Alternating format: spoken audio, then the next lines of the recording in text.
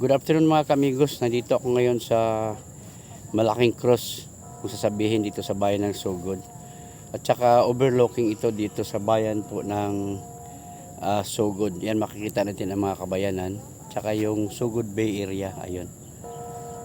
Yan, napakaganda.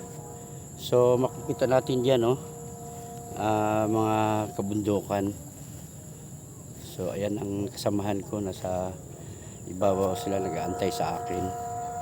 So yan ang bundok na sakop ito ng Milagroso. At saka dun sa kabila naman yun ang bayan ng Buntok. So ito naman ang bayan ng Sugod. Ayan, napakaganda. So, picture tayo dyan. Ayan. Dito naman, ayan, sa kabila.